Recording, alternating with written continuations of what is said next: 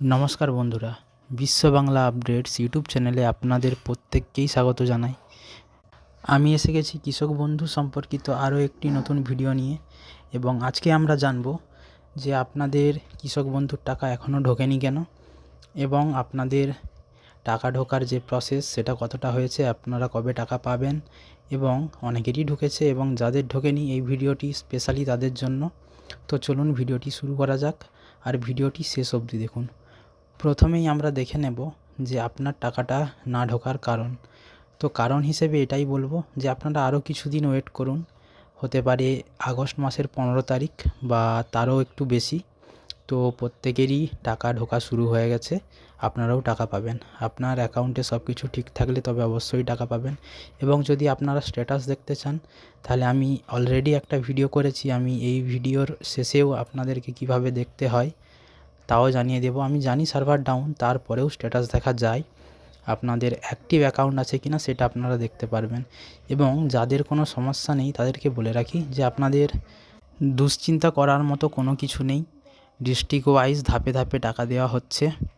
তো আপনারা আর কিছুদিন ওয়েট করে যান, এবং আপনাদের যদি মনে হয় যে আধার কার্ডের সমস্যা রয়েছে বা অন্য কোনোভাবে আপনাদের টাকা আটকে যেতে পারে, তাহলে আপনারা আপনাদের অ্যাকাউন্ট অ্যাক্টিভ আছে কি না তা অবশ্যই দেখে নিন। তো চলুন কিভাবে আপনারা স্ট্যাটাসটি চেক করবেন তা আমি আরও একবার বলে দিই, কারণ আগের ভিডিওটাতে অনেকেই কমেন্ট করেছেন যে ভিডিও কোয়ালিটিটা আর একটু ভালো হলে হয়তো ভালো হতো। তো চলুন আমরা দেখে নিই যে স্ট্যাটাসটি কিভাবে দেখতে হয়। তো প্রথমেই আপনাদেরকে যেটি করতে হবে, এই নাম্বারটি সবার প্রথমে মোবাইলে সেভ করে নিতে হবে।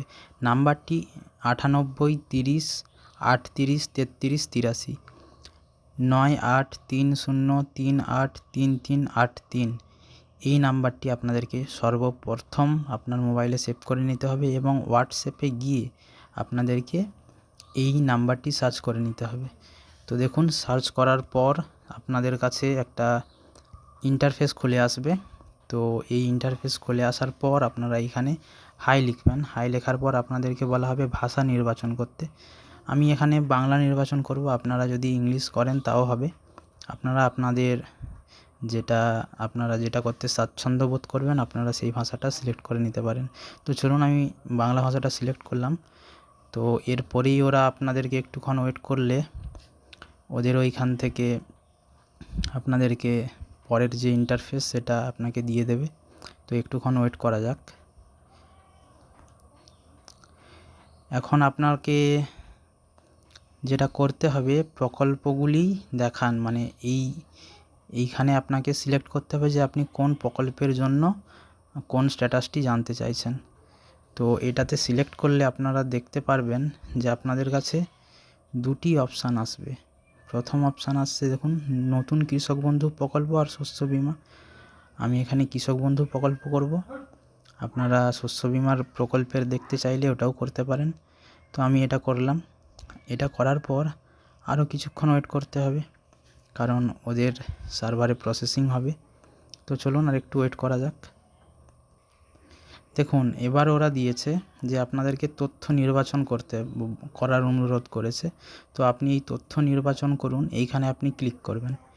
এইখানে ক্লিক করলে আপনার কাছে সমস্ত রকম কৃষক বন্ধুর যা কিছু তথ্য, যেমন অর্থ প্রদানের তথ্য, আপনার কেবিআইডি জানার যদি থাকে সেটা, আবেদনপত্রের স্থিতি, আধার সংযুক্তিকরণ, এইসব আছে। তো আমি দেখব যে আমার টাকার যে স্ট্যাটাস সেটি, তো আমি ওটি সিলেক্ট করলাম। তো এটার পর আমাকে আরও হয়তো কিছুক্ষণ ওয়েট করতে হবে। কিছুক্ষণ ওয়েট করার পর আপনাদের কাছে এই রকম একটা কলন আসবে, এবং এইখানে বলা হবে আপনাদেরকে আপনাদের আধার কার্ডের নাম্বার, মোবাইল নাম্বার, বা আপনাদের যদি কেবিআইডি জানা থাকে সেগুলো দিতে।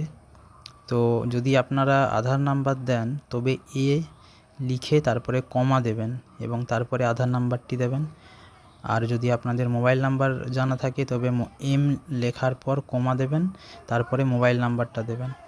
তো আমার মোবাইল নাম্বার জানা আছে, তো আমি আমার মোবাইল নাম্বারটা দেব।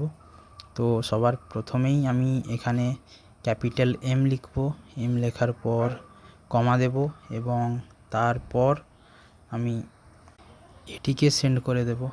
তো চলুন এটা করা যাক। তো সবার প্রথমে আমি লিখব ক্যাপিটাল M, তারপর কমা, আর মনে রাখবেন কোনো স্পেস যেন না থাকে।